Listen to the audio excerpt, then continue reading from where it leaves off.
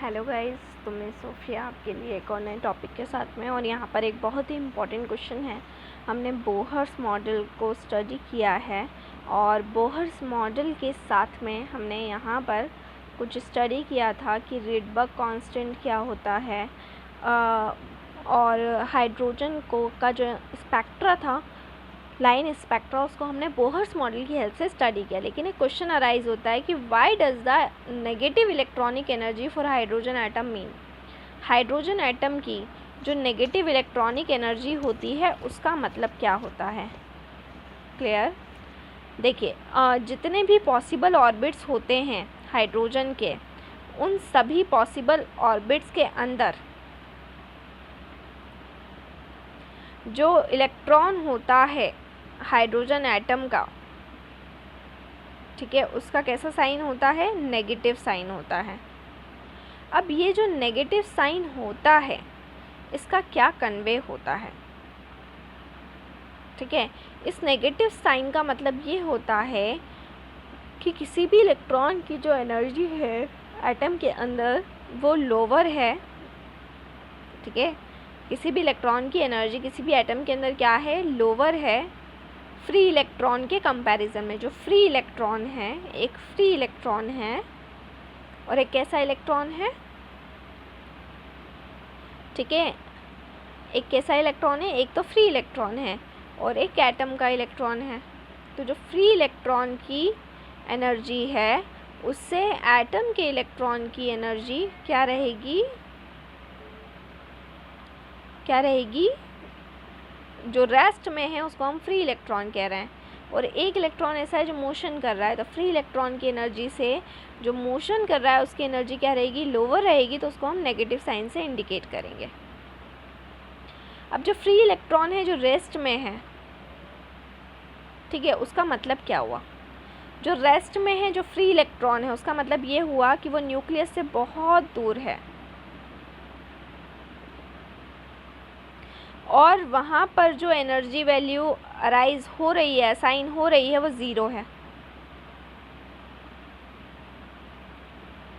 ठीक है, मैथमेटिकली इसको हम कुछ इस तरीके से समझ सकते हैं कि जो n है वो इक्वल है इन्फिनिटी के इस पर्टिकुलर इक्वेशन के अंदर।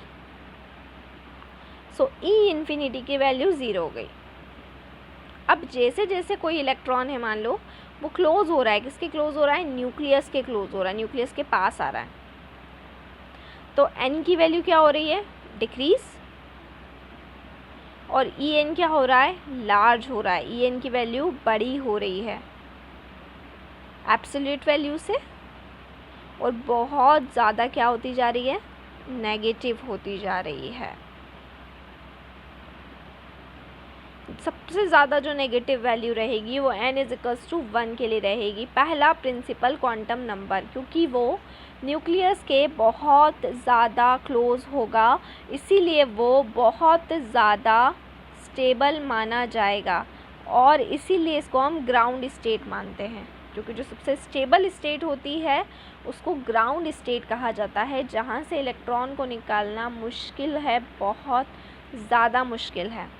तो सबसे ज़्यादा जो नेगेटिव एनर्जी वैल्यू रहेगी वो n=1 के लिए रहेगी, जहाँ पर वो सबसे ज़्यादा क्लोज है। और हाइड्रोजन का एटॉमिक नंबर 1 होता है, मतलब हाइड्रोजन में जो क्वांटम नंबर है वो फर्स्ट ही है ना, प्रिंसिपल क्वांटम नंबर है, इसीलिए हाइड्रोजन के अंदर नेगेटिव इलेक्ट्रॉन एनर्जी होती है।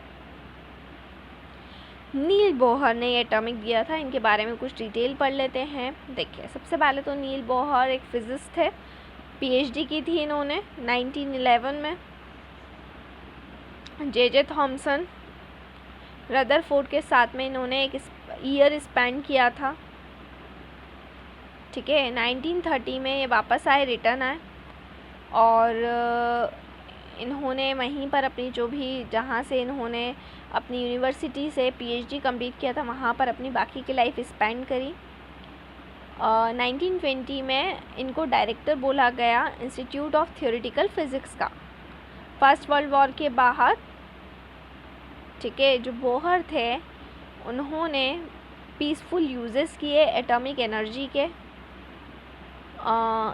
इनको जो first atom for peace award मिला वो 1957 में मिला, और नोबेल प्राइज़ इनको मिला फिज़िक्स में 1922 में। तो ये थे नील्स बोहर, जिन्होंने क्या दिया था, बोहर्स एटॉमिक मॉडल दिया था, जिसको हमने कंप्लीट स्टडी किया है। इसके बाद में हम इससे रिलेटेड एक प्रॉब्लम को स्टडी करने वाले हैं, कुछ जो बोहर्स मॉडल से रिलेटेड है, और उसके बाद में हम पढ़ेंगे लिमिटेशंस ऑफ बोहर्स मॉडल की बोहर्स मॉडल की क्या लिमिटेशन थी, जिसके बाद हमारा अगला मॉडल आया जिसको हम कहते हैं quantum mechanical model of the atom. तो सबसे पहले हम पढ़ेंगे क्वांटम मैकेनिकल मॉडल बोहर्स के बाद जो आया वो क्यों आया, क्योंकि बोहर्स मॉडल में कुछ तो कमियां होंगी जिसकी वजह से वो मॉडल आया, और उस मॉडल के आने में क्या क्या चीज़ें ऐसी थी जिन्होंने हेल्प करी या मदद करी, उसको हम पढ़ने वाले हैं। तो अब हम पढ़ने वाले हैं what are the frequency problem number 2.10, जिसको मैं नेक्स्ट वीडियो के अंदर आपको बताऊंगी। So stay home, stay safe, thank you.